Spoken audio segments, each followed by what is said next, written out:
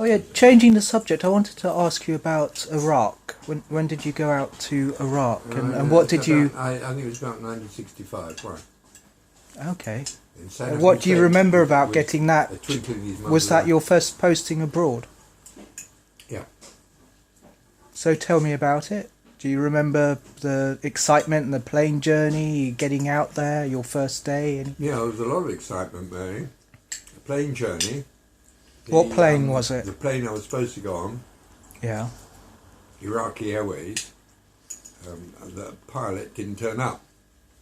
So there was an announcement after a time to say that the Iraqi Airways, the pilot was indisposed, and I imagine he was pissed.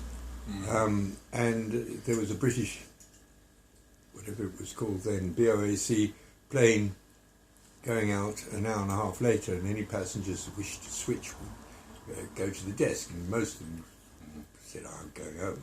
And the others said that they would, because they were nearly all business people. I mean, nobody went to Iraq as a tourist.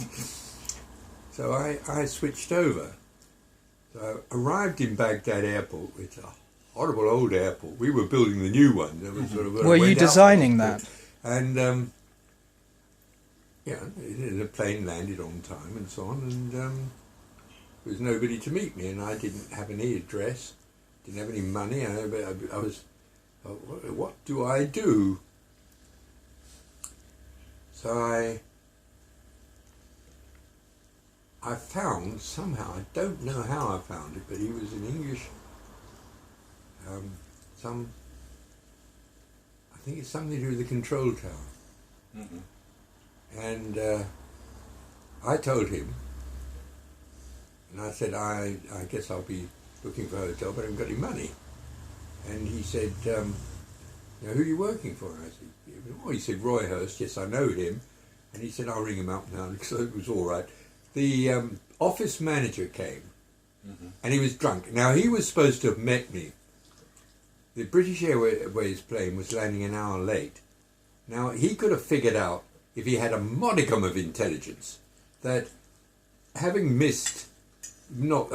having had to cancel Iraqi Airways, because he would have known that at the airport if he'd inquired, and that there was a BOAC aeroplane that would land about an hour later, and he'd hang on, but he didn't. He went back to his bottle, and anyway, I got back, but it was not a happy day for me, because I was not very well versed in this sort of thing. What aeroplane was it?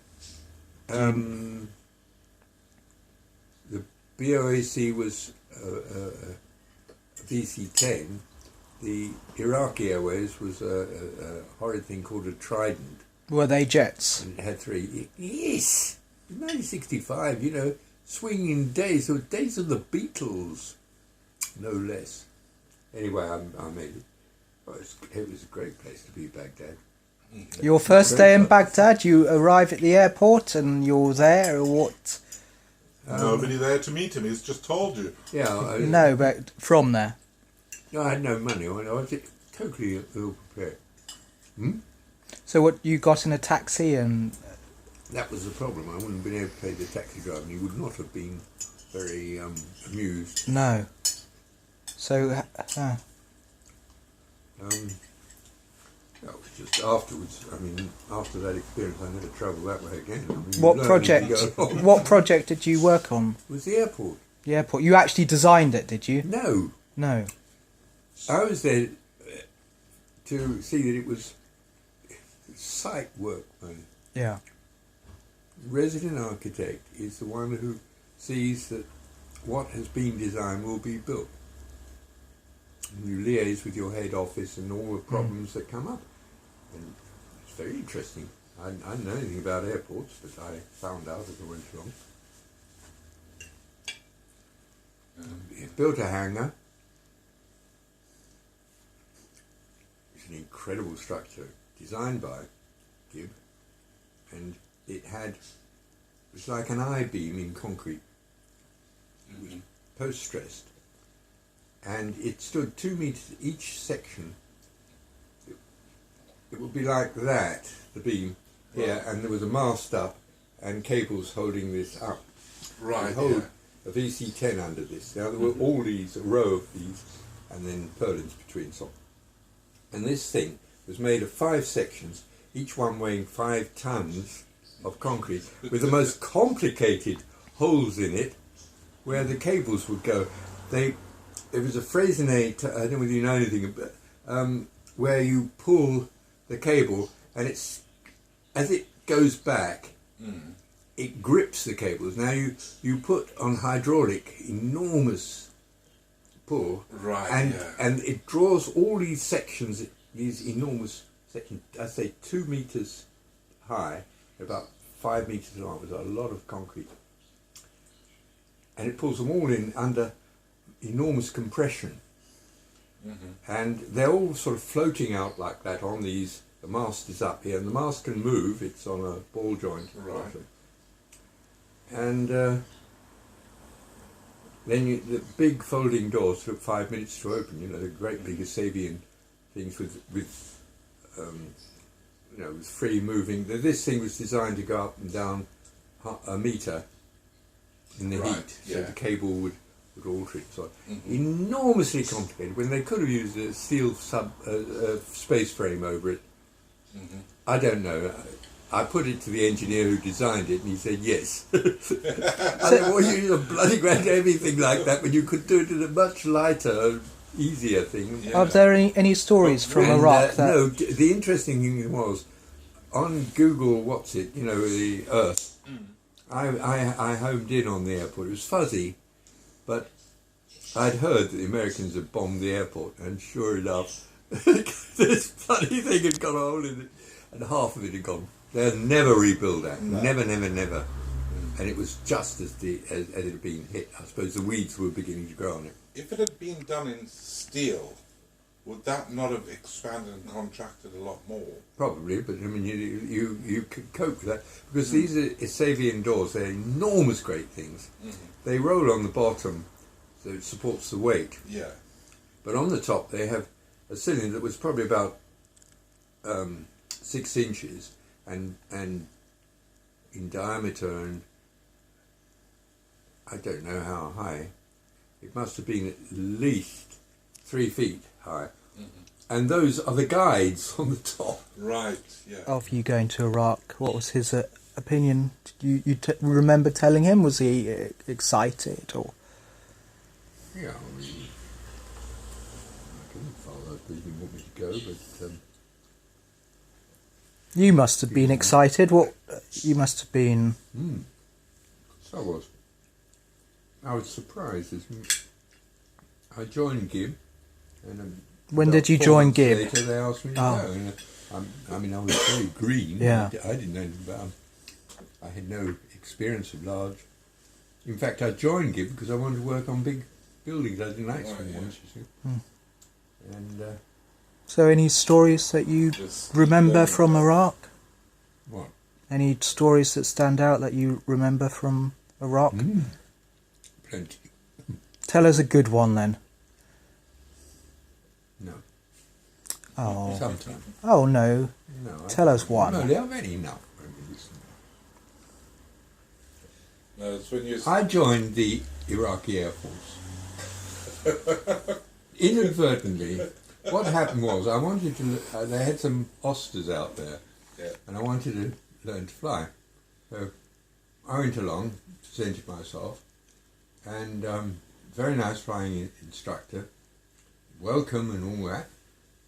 £5 an hour, 5 dinars an hour, which is £5, and so. He said, but you have to wait, we have to go through the process. You're always in it. And then a little while later, he rang me up and said, I'm sorry, but you can't join. There is somebody here who's, obviously very influential, and he doesn't want any British people, you see. So I thought, well, that was that. But then I knew the Austrian ambassador, he was a pilot, and at a cocktail party I spoke to him about it, and he said he would try for me. You see, if he could use his influence, he said, I know people very high up, you see. So I said, okay, thank you. And he tried, and it was another time, an Arab standing behind who overheard this conversation. And he turned round and he said, absolute rubbish. And he said, I'll do it. Now, this Austrian was an Arab hater, you see, and he sort of muttered to me, let him try, you see. And so I said, thank you very much, never believing that anything would happen. And I waited about 2 months, and I'd virtually forgotten about it. And he rang up and he said, can I meet you at 10 o'clock tomorrow morning? You must be there if you want to get in the flying club. Yes. So I ditched everything, and he came, he met me in his car, and he drove me out to Mashka Rashid, which was there where they have their Air Force, you see. Right. And he'd been in the Air Force. And we just drove through the gates, and he said who he was, he showed his thing, and whatever it was, and he was okay. We got in there, I had wonderful treatment. Now, if I'd driven past and stopped outside that same gate on my own in my car, they would have arrested me, because it was their holy of holies. That was where they had their Air Force, you see. Went in, and they were absolutely charming. The officers in there, and they what did they have to do? Fill in forms and certain formalities, and then you have to sign this, you see. Oh yeah, yes, it was also the medical, that's it, that was part of it. They gave me a very good medical, actually. Mm-hmm. And then all the formalities, filling in this form and so on, they helped me with that. They wrote it down in Arabic. I wrote it down in English, and they wrote it down in Arabic. So it was all done. And very jolly, cups of these little things of chai and so on. And then one of them laughed, and he said, you are now a lieutenant in the Air Force. He said, you just signed it in the Iraqi Air Force. They all laughed, you know. It was a very relaxed experience. Yeah. And I went up to the club, and sure enough, I was in. No questions asked. And I said to Al Umari, this man who'd done it, who became quite a friend of mine, but he was a complete nut. And he said that Austrian de Comte, he said he went to the top. He said he doesn't know anything about Iraq. He said, you go to the Farage, and he's going to be the next president here, you know. He said, I know all these people. And he said, I know my way around. He said, I got you in. And then sure enough, and then of course the flying instructor was a very, very nice man. He'd been to Cranwell here for about 12 years. I mean, he was very much a Muslim, but and in that, he said, you cannot live in England for a while without changing a little bit. And he took me through it. And I had some hilarious, well, I didn't have many bad nerves in those. These were very old aircraft. Right. They really fly these things. Mm-hmm. And, you know, when I did my first solo, I felt great. And I did a very, very nice landing and so on, and everything was all right. And the second time I went up, I was had the circuits and bumps. You go up 1,000 feet and come down, and I did a couple of circuits, and then the engine stopped. Now you go up and you do a climbing turn, and then you level out on the leg. It's like a rectangle. Well, it packed up there, you see. And I came round floating, because they fly, they really do fly those things. I came round like that, and I landed, and it was all right. And I didn't get in a flap or anything. I wasn't particularly nervous. I would be scared now. But it didn't. it didn't occur to me, you see. Yeah. And immediately, whatever vehicles, the old Land Rovers and things like that came whistling out. You see, they see me come down with a propeller stationary on my second time, and I said the engine stopped. And he said, well, you should have caught it. He said, it always does that. You didn't tell me. Now the flying instructor was cross, you see, because that wasn't all that terrible. But much later on, I went along there and he said, you finish with that now. He said, you go up and you enjoy yourself. And he said one thing. He said, never lose sight of the airport. He said, it's amazing. You think you know Baghdad, but he said you could have difficulty in finding your way back. So he said, go up there to whatever it was, 5,000 feet, and enjoy, practice, do whatever you like. Turn, do figure eights or anything you like. Just enjoy yourself up there, you see. Oh, great. I went up there. I was enjoying myself. And then I looked at my instruments. It only had about 3, it sort of had artificial horizon and altimeter and an oil pressure gauge, and it was the oil pressure gauge that was, instead of about 58 pounds, it was down to about 6. Now that really alarmed me, because fire, I was scared, and I was a long way away, I was enjoying myself. So I limped back. I didn't lose the engine, I knew that. And I just gave it a bit, and I floated, because I had the height. Yeah. And I came in, and as soon as I came in, I switched it all off.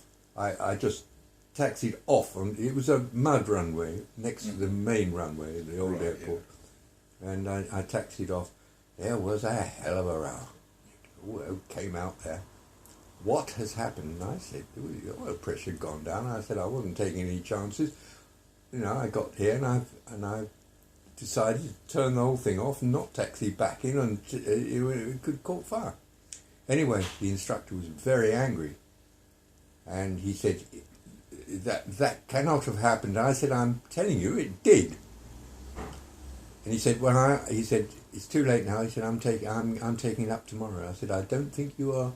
I said, it'd be better to go in the work. He said, no. He said, I will check this. He said, I have faith in this aeroplane. So I said, what time are you doing? He said, well, it'll be about 9 o'clock tomorrow morning. So I went there. I wanted to see this. He took off.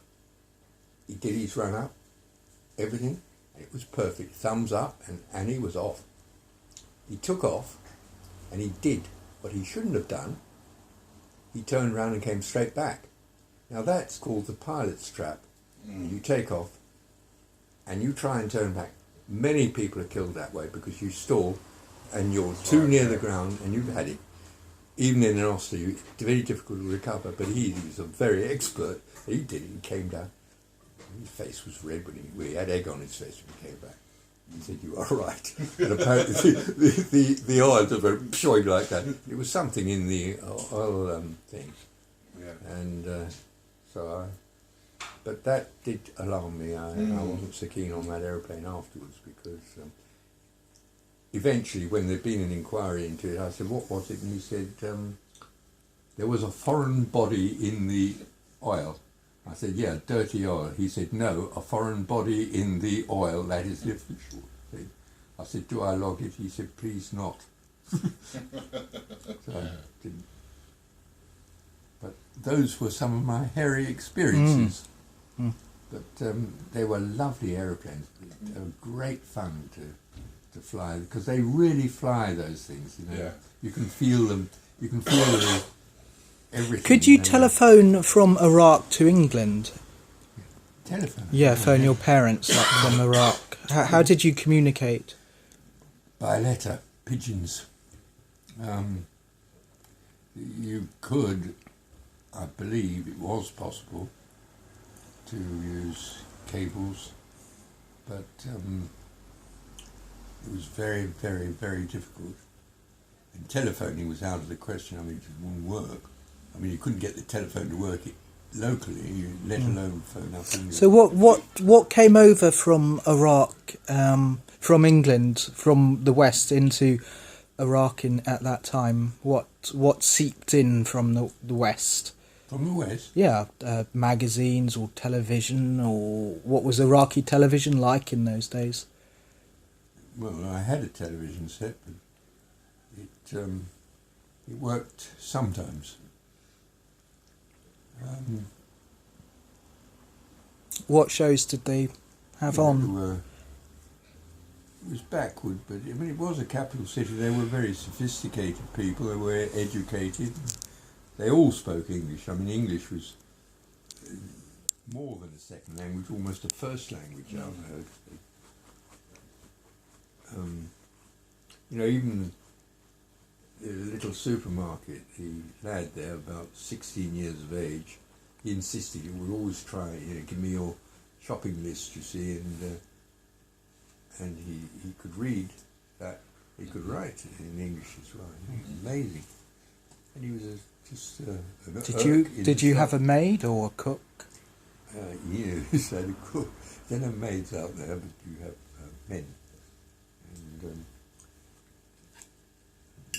something else. You could cook curry, all right. So tell us about your cook. What was he called? He got the sack because he nicked something.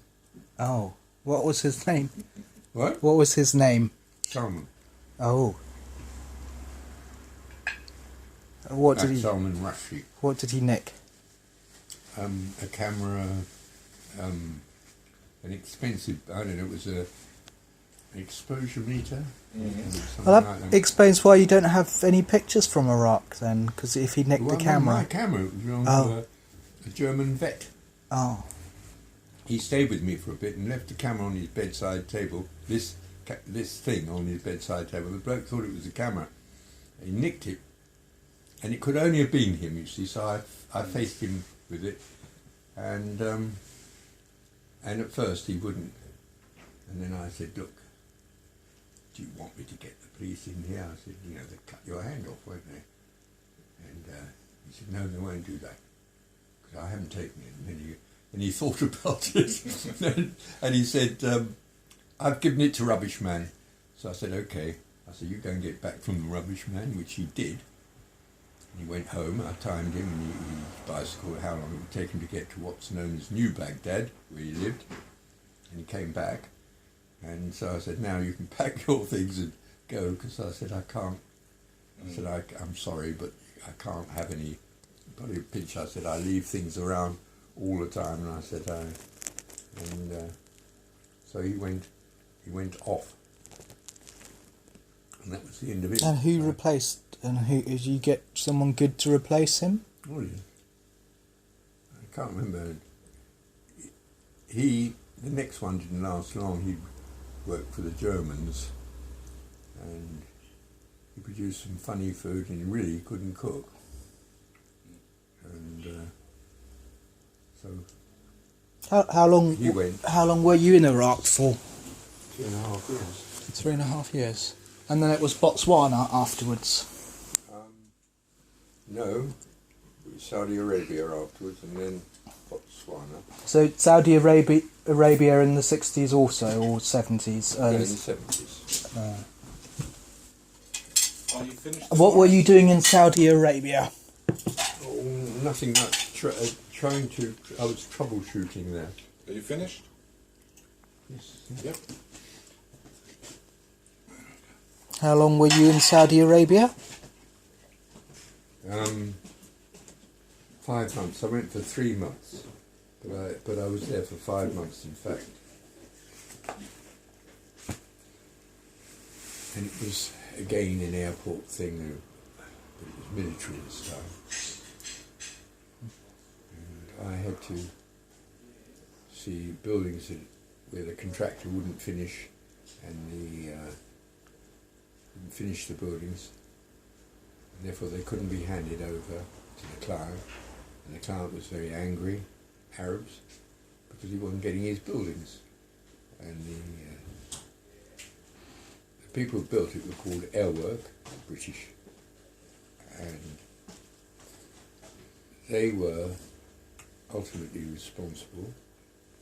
The contractor was Wimpey, a British firm, and they were bastards.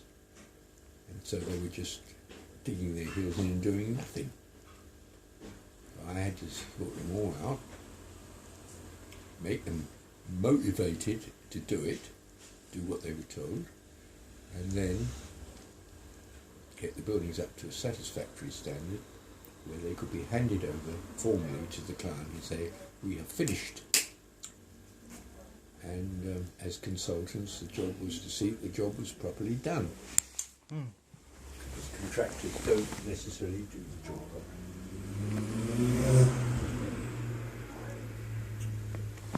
Molly, why do you keep on? He doesn't want to hear all these stories. Well, I do. I don't care if they don't want to hear. I'm interested to find out.